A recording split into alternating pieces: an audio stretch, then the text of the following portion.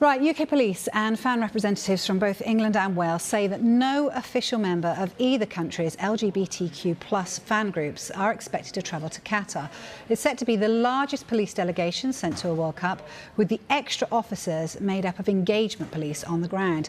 We're told nobody from the official Three Lions Pride or Rainbow Wall are planning to go. Live to Central London, and our senior reporter Geraint Hughes, who's there for us. So Geraint, what have we learnt today then about the presence of fans and police in Qatar?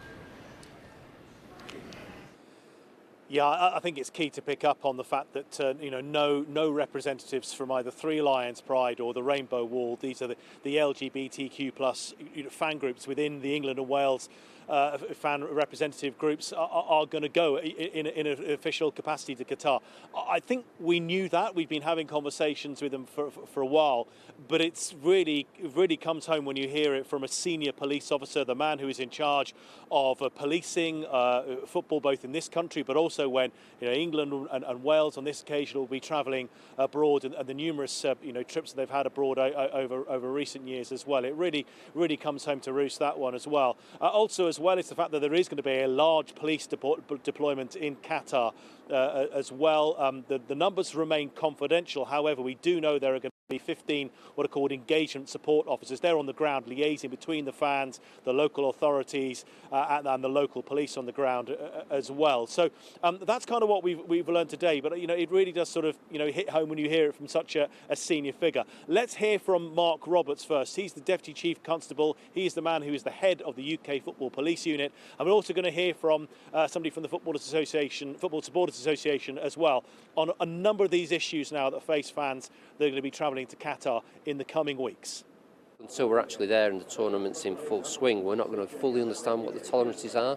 I think our officers will be there to engage, hopefully speak to local law enforcement and understand if it is going to cause an issue. And we're not judging anyone's behaviour, but what we're potentially in a better place to do is have a conversation with local law enforcement, understand if it's going to cause an issue, and then give that brief to the fans so that they can make a conscious decision. Are you convinced that it's safe for England supporters, whatever creed, whatever colour, whatever gender? Is it safe for every single England fan to travel to Qatar? Are you convinced of that? I can't offer those guarantees. It's very difficult. We've seen big events in Europe where things have gone not as anyone would have wished, so I can't offer blanket guarantees. Three Lions Pride that represent that community of England fans. Last time we spoke with somebody from there, our understanding that none of them were travelling, and they would normally travel in numbers to England away games and particularly tournaments, so it's really disappointing that they don't feel safe enough to go. That's not good enough, is it? It isn't good enough, and I think we have to look at FIFA in the future. FIFA has to really take serious human rights in a country when it awards tournaments, and everybody has to be truly welcome, not just a slogan that everybody's welcome for a couple of weeks, but after that they're not. So worryingly, Geraint, it's a bit of an unknown quantity, isn't it, at the moment? And we know that England and Wales are always big travellers to major tournaments. So what are the concerns of law enforcement about what might happen in Qatar? Yeah, it's interesting. I'll just give you an idea of the numbers. Certainly for the group stages, certainly England and Wales fans, traditionally are big travellers, but they're not going to travel in the numbers perhaps you expect. Wales fans between 2,000 and 3,000 for the group stages, England fans between 3,000 and 4,000. So a maximum of around 7,000 in country for those group games. There will be expats. There are plenty of English and Welsh fans who will be living and working in the Middle East and the region who will travel separately as well. But maybe not the numbers we've been used to. In terms of those concerns, I think it's really sort of trying to find the information about what is culturally sensitive and what crosses the boundary between where the behaviour breaks local rules, local laws. That's the real major concern. Does that involve, having, too much to drink? Does that involve taking your shirt off? Does that involve singing loudly? All those things which, may be normal, say in a European environment or elsewhere, but perhaps those cultural sensitivities aren't fully understood yet by all the fans.